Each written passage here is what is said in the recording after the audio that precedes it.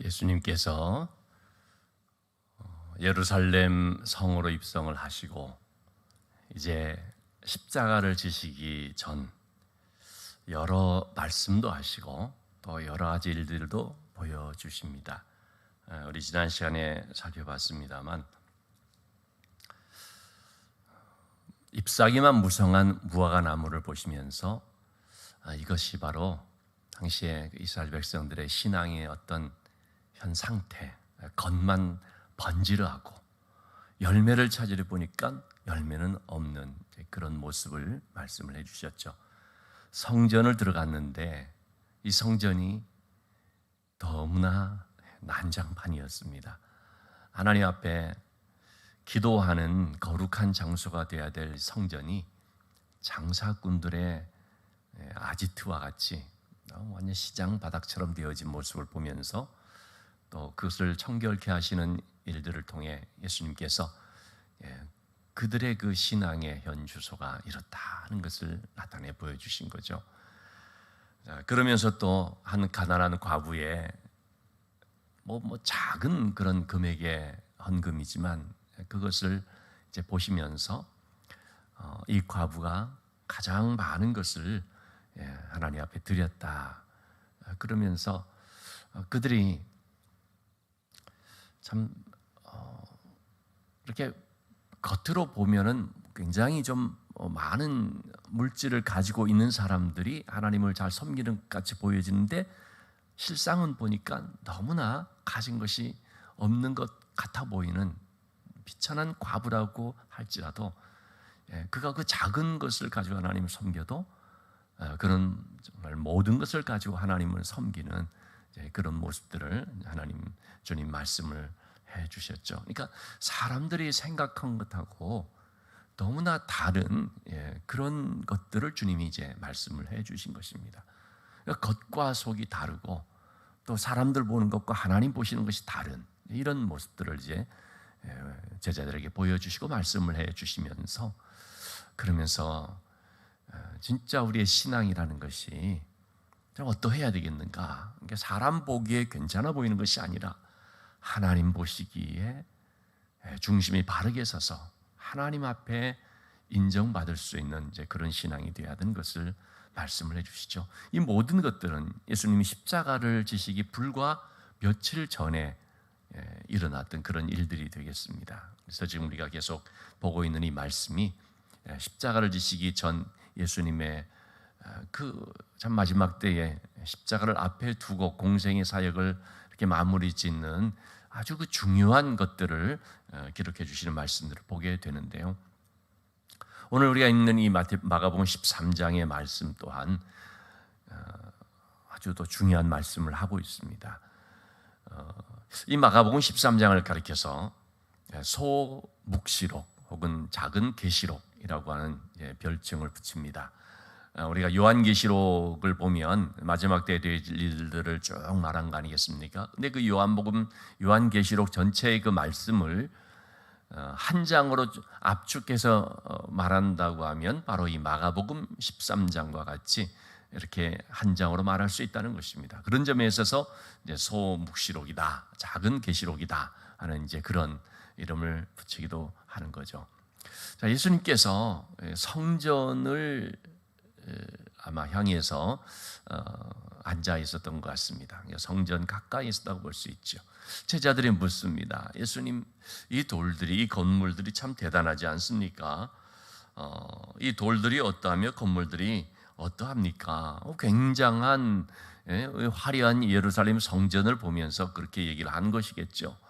근데 예수님은 참 뜻밖의 얘기를 했습니다. 이 돌들이 돌 위에 하나도 남지 않고 다 무너뜨려지리라. 돌 위에 돌 하나도 돌 위에 남지 않고 다 무너뜨려지리라. 제자들이 들을 때 참 굉장히 의아할 수 있고 굉장히 또 엄청난 얘기가 될 수 있죠. 아니, 하나님의 성전인데 어떻게 그런 일이 일어날 수가 있는가? 그런 생각을 갖게 되겠죠. 여러분, 성경에는 이 성전이 무너지는 것에 대해서 두 번 나오고 있습니다. 먼저는 구약에서 예루살렘 성전이 무너지는데 언제 그랬습니까? 바벨론에게 멸망을 당해서 바벨론에 의해 성전이 다 무너져 버리는 일들이 벌어지죠. 그때는 그 이스라엘 백성들에게 그야말로 마지막 때처럼 느껴지는 어떤 그런 큰 고난과 시련이라고 볼 수 있겠습니다. 우리들이 다 끝났다, 완전히 망했다, 뭐 이런 생각이 들 수 있는 그야말로 말세처럼 느껴질 수 있는 어떤 그런 상황이라고 하겠죠. 그만큼 나라가 망하고 특별히 신앙의 중심이라고 할 수 있는 성전이 무너진다는 것은 엄청난 충격입니다. 있을 수 없는 일이라고 생각했던 일이 벌어지는 것이죠. 그걸 통해서 하나님께서는 그 백성들에게 신앙이 바르게 서지 못할 때 이렇게 성전이 무너지고 나라가 망할 수 있다는 것을 나타내 보여주셨죠. 물론 그런 기간을 거친 후에 다시 또 하나님이 회복시켜 주셔서 바벨론 포로에서 돌아오게 하시고, 그래서 성전을 다시 재건하는 일이 있게 되었죠. 이렇게 성전이 재건이 됐는데, 그때 성전이 지어진 것은 이제 스룹바벨 성전이고, 예수님 당시에 이제 있는 성전은 헤롯이 지었다고 해서 헤롯 성전이라고 불려지는데요. 구약에서 바로 이렇게 성전이 무너지는 한 사건이 나오는데, 두 번째로 성전이 무너지는 것에 나오는 것이 바로 신약에 바로 예수님께서 말씀하시는 이 부분이라고 할 수 있습니다. 다시는 성전이 무너지지 않겠지라고 사람들이 생각을 했을 텐데, 예수님께서는 이 성전이 돌 위에 돌 하나도 남지 않고 완전히 무너지리라고 얘기를 하고 있습니다. 그리고 실제적으로 이것은 예수님 이제 승천하신 후에 약 한 40여 년이 지난 주후 70년 로마의 디투 장군에 의해서 완전히 무너지고, 그리고 이스라엘은 그때 완전히 나라가 멸망을 당해서 그때로부터 시작해서 나라 없는 민족으로 2000여 년을 지내다가 1948년 5월 달에 지금의 현대 이스라엘이라는 나라를 이제 세우게 된 것이죠. 지금 예수님께서는 바로 그것과 관련된 얘기들을 하고 있습니다. 물론 우리 마가복음 13장의 말씀은 예수님 이제 가시고 난 뒤 직후에 일어날 엄청난 그런 고난과 또 세상 끝에 되어질 것들이 같이 중첩되어져서 같이 섞여져서 이렇게 말씀하시는 내용이라고 볼 수 있습니다. 우리의 시점에서 볼 때는 과거 일어난 일도 지금 주님이 말씀하시는 것이고, 앞으로 있게 될 일도 또 주님이 같이 말씀하시는 것이라고 하겠습니다. 그러니까 예수님께서 이 말씀을 하시는 그 시점에서 조속한 시일 내에 그들에게 닥칠 엄청난 그런 고난, 시련, 그리고 오늘날 우리 시대에 해당될 수 있는 정말 세상이 마지막이라고 할 수 있는 마지막 때의 어떤 징조, 이러한 것들을 같이 다 포함해서 말씀해 주신 것이다 하고 우리가 이해를 하시면 되겠습니다.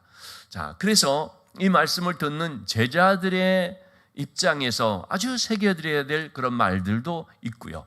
또 제자들뿐만 아니라 우리 모두에게 또 귀한 교훈으로서 잘 우리가 깨닫고 또 생각해야 될 그런 말씀들이 이제 있다고 하겠습니다.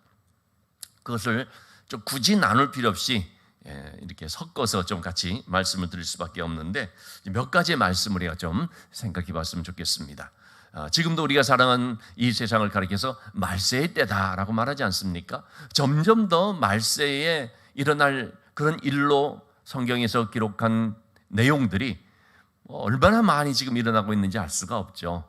점점 우리는 말세가 가까워지고 있구나, 그때가 정말 지금 실제적으로 다가오고 있구나 하는 생각을 할 필요가 있죠. 특히나 요즘 여러분 우리가 참 생각지도 못했던 이 코로나라고 하는 전 세계의 그런 전염병으로서 전 세계가 영향을 받는 그런 일들이 있으리라고는 누가 상상이나 했겠습니까? 근데 그런 일들이 지금 일어났지 않습니까? 그걸 비롯하여서 지금 우리가 피부로 느끼고 있는 이 기후 변화라고 하는 것들, 엄청난 그런 것들이 이렇게 보여지고 있는데요. 이런 것들을 통해서 우리가 마지막 그 시간이 점점 더 가까우고 있구나 하는 것을 생각해 볼 필요가 있죠. 그렇기 때문에 우리가 이런 징조가 있다는 것 분석만 하는 것이 아니라 이럴 때에 우리가 어떤 신앙생활을 해야 되느냐, 이럴 때 주님께서 어떻게 하라고 말씀을 주셨는가 하는 것을 기억하면서 그 말씀을 우리가 새길 필요가 있다고 하는 것이죠.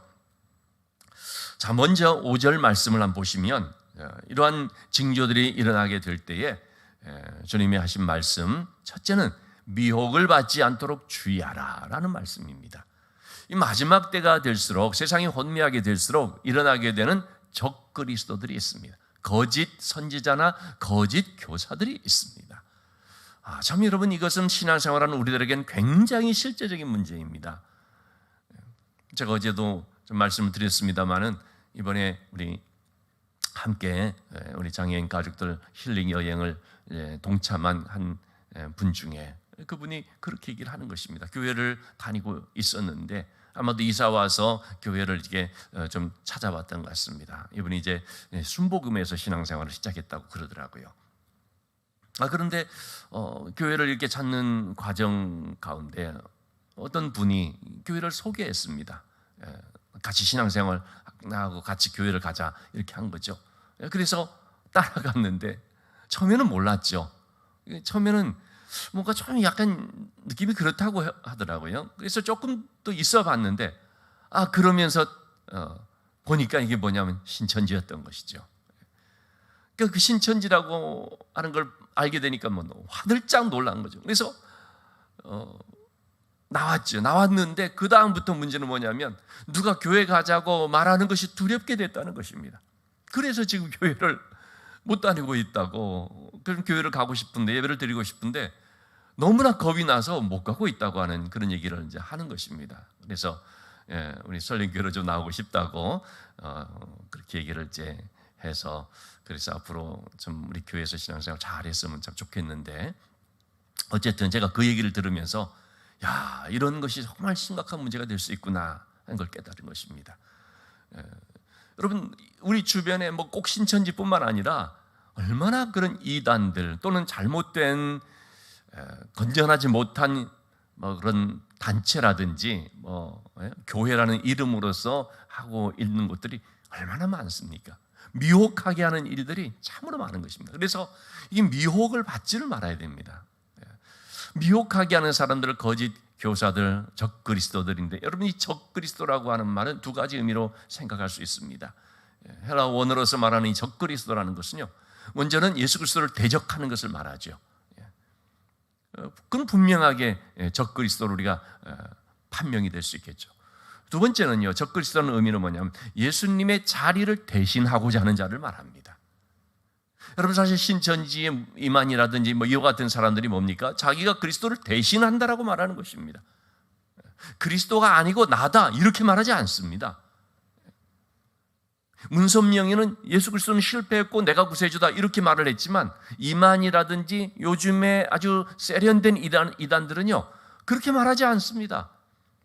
예수님이 계시고, 그런데 그 예수님 당시에 그렇게 사역을 하셨지만 이 시대의 마지막 시대에는 예수님의 자리를 대신하는 또 다른 예수님의 대리자가 오게 되어 있다. 그게 바로 나다. 이렇게 얘기를 하는 것입니다. 그러니 사람들이 그럴듯하게 들려서 거기에 넘어가 버리는 거죠. 왜냐하면 입으로는 하나님, 예수님 그렇게 얘기를 하거든요. 우리가 예수 믿어야 된다 그렇게 얘기를 하거든요. 성경이 말씀을 가지고 얘기를 하거든요. 그러면서 뭡니까? 결국 말하고자 하는 핵심이 뭐냐면 그 예수님을 대리한 자가 나다는 것입니다. 예수님의 자리에 자기가 대신 앉는 것입니다. 여러분, 이게 심각한 적그리스도입니다. 그건 결국 뭡니까?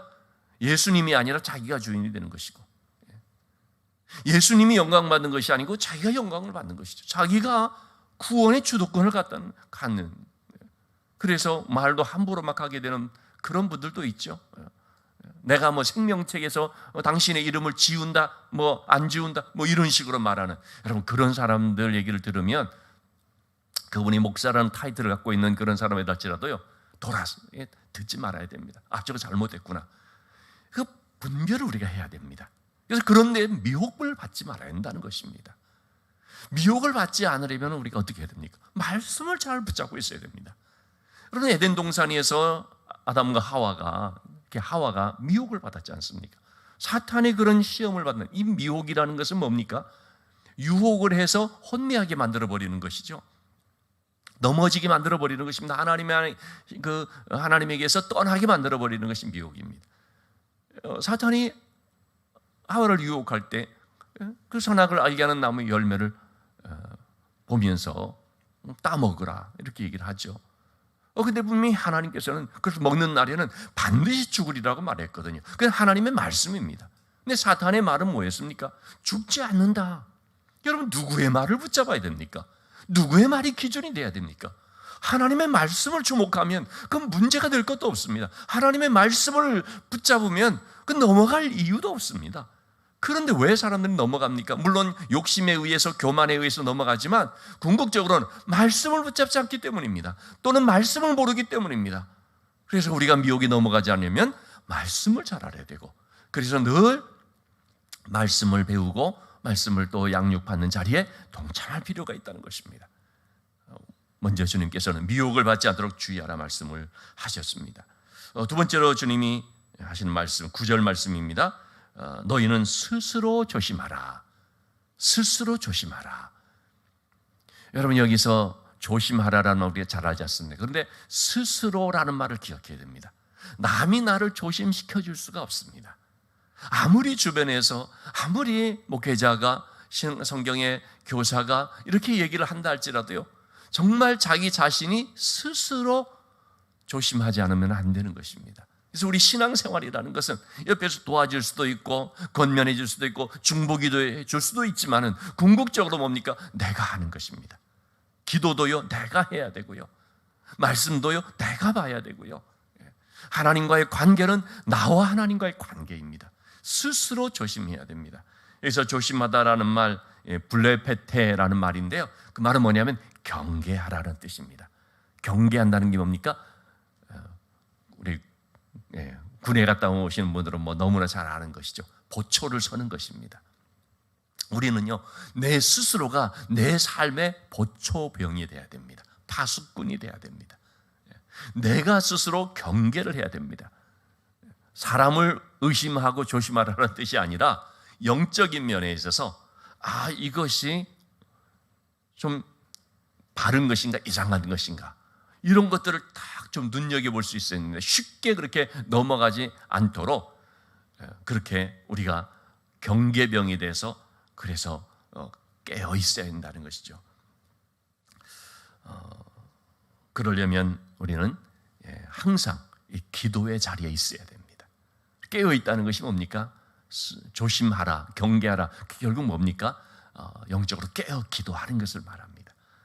잠들어 버리면요, 보초의 제일 큰 문제는 잠들어 버리는 거지 않습니까? 눈이 감겨 버리는 거지 않습니까? 눈 떠 있으면야 무슨 문제가 있겠습니까? 우리가 신앙적으로도 마찬가지입니다. 우리 잠든다는 표현이 뭡니까? 기도의 잠을 자버리는 것이지 않습니까? 그러니까 기도하는 데 있어서는 절대 잠들지 말아야 됩니다. 물론 우리가 육신적으로 24시간 눈 뜨고 있는 그걸 말하는 것이 아니죠. 기도의 자리에 있다는 것은 뭐냐면 영적으로 깨어 있다는 것이죠. 시시때때로 나와서 우리가 기도의 삶을 살아간다는 것은 영적으로 깨어 있다는 것입니다. 그런 점에서 우리가 이 새벽에 깨어서 기도한다는 것은 참 의미가 있는 거죠. 비록 우리가 육신적으로 피곤할 때가 있지만 그럼에도 이렇게 깨어서 또 우리의 몸을 추스리고 나와서 기도의 삶을 살아간다는 것은 정말 우리의 영적인 삶을 늘 깨어있게 하는 것인 줄로 믿습니다. 자, 세 번째로 주님은 두려워하지 말라는 말씀을 하고 있습니다. 이제 이 제자들은요, 공회에도 끌려가고요, 높은 사람들 앞에 서기도 하고요, 복음을 전하는 것 때문에 고난과 핍박을 받게 됩니다. 그럴 때 주님이 절대로 두려워하지 마라. 말씀하시는 분은 성령이시다. 무엇을 말할까? 염려하지 마라. 그래서 어떤 상황이 오더라도 두려워하지 않도록 말씀을 합니다. 여러분, 우리가 어떤 세상 마지막 징조니 뭐니 이렇게 했을 때 당장 느껴지는 게 뭐냐면 두려움이지 않습니까? 근데 우리는 두려워할 필요가 없습니다. 왜 두려워할 필요가 없습니까? 우리는 이미 구원받은 백성이기 때문입니다. 여러분, 우리가 죽음이 두렵습니까? 물론 죽음이 두려울 수가 있습니다. 그러나 그 죽음이 두렵다라고 말할 때는 사실은 거기에 어떤 의미가 있느냐면 내가 하나님의 심판대 앞에 서게 되는 그 두려움이지 않습니까? 그러나 여러분, 우리가 예수 그리스도를 구주로 믿고 예수 그리스도의 새 생명을 가진 자가 되었으면요, 우리 하나님 앞에 서게 되는 것이 전혀 두려운 것이 아닙니다. 그건 두려운 것이 아니죠. 바로 그런 의미에서 우리가 두려워할 필요가 없다는 것입니다. 그 세상 무엇도 두려워할 필요가 없다는 것입니다. 왜요? 하나님이 나의 하나님이시니까.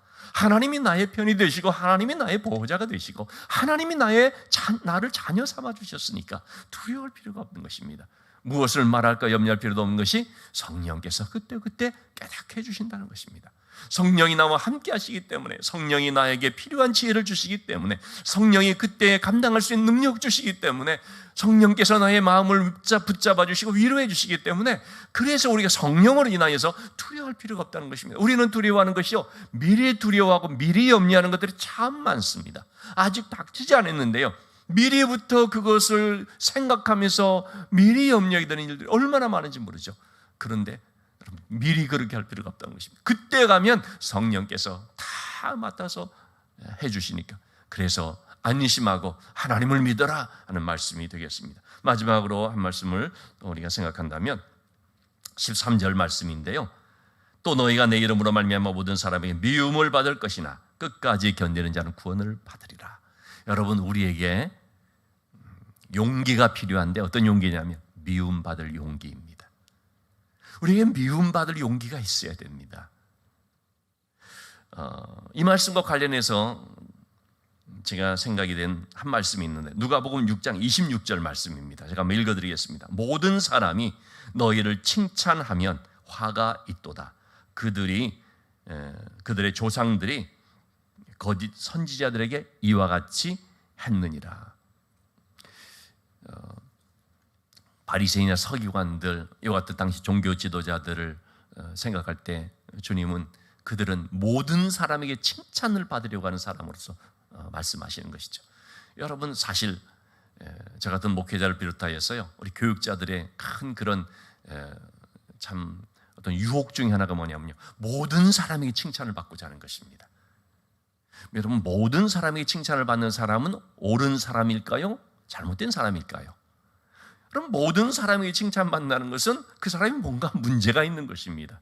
올바른 사람한테도 칭찬받고 잘못된 사람들한테도 칭찬받는다는 것은 뭡니까? 이 사람은 굉장히 이중적이고 인간적이라고 하는 뜻이지요. 신앙을 가진 사람은 신앙이 없는 사람들에게 미움을 받습니다. 올바른 길을 가는 사람은 잘못된 길을 가는 사람한테 미움을 받습니다. 예수님이나 예수님의 제자들은 어떻습니까? 굉장히 많은 미움을 받았습니다. 왜요? 잘못된 자들로부터. 그렇기 때문에 모두에게 칭찬을 받고자 한다는 것은 뭐냐? 주님 말씀하신 것처럼 너희 조상들이 거짓 선지자들에게 그랬다라고 말하고 있습니다. 거짓 선지자들은 모든 사람으로부터 칭찬을 받으려고 하니까 여기서도 거짓말, 저기서도 거짓말. 잘못됐다는 것입니다. 정말로 올바른 하나님의 백성들은 미움을 받게 된다는 거죠. 핍박을 받게 되어 있습니다. 진리의 복음을 가지고 나가면 비진리로부터 핍박을 받게 되어 있습니다.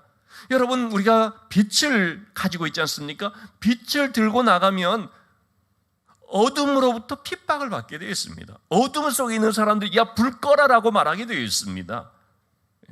우리가 어둠 속에서 몰래 은밀하게 말이죠, 잘못된 삶을 살고 있는데 우리가 빛을 비춰버리면 그러면요, 야, 참 저 사람이 의롭다 그렇게 말하지 않고요, 당장 불 끄라고 말합니다.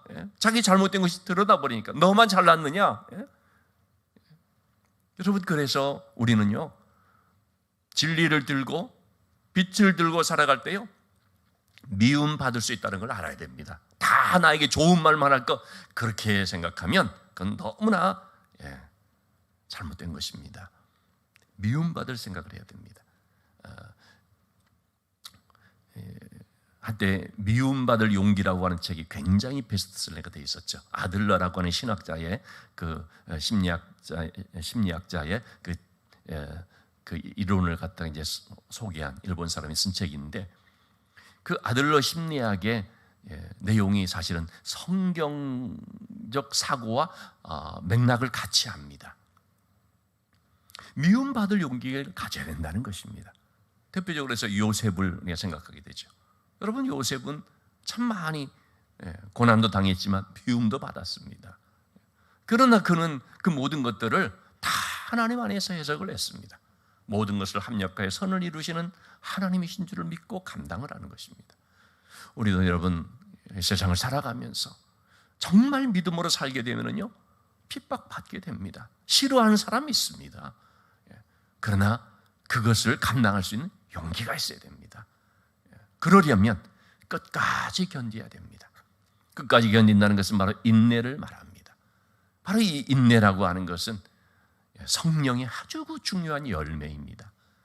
여러분, 우리가 기도하는 데 있어서도 믿음으로 감당하는 데 있어서도 끝까지 할 수 있는 인내가 있기를, 욥을 통하여서 인내를 배우라 말씀하는 것처럼 우리가 인내로서 감당하기를, 힘들고 어려움이 있어도 하나님에 대한 신뢰를 절대로 놓지 않는 끝까지 인내할 수 있게, 우리의 믿음의 자리에서 절대로 떠나지 않고 하나님과의 이 믿음의 관계가 항상 든든하게 이렇게 있게 되기를 주님의 이름으로 축원합니다.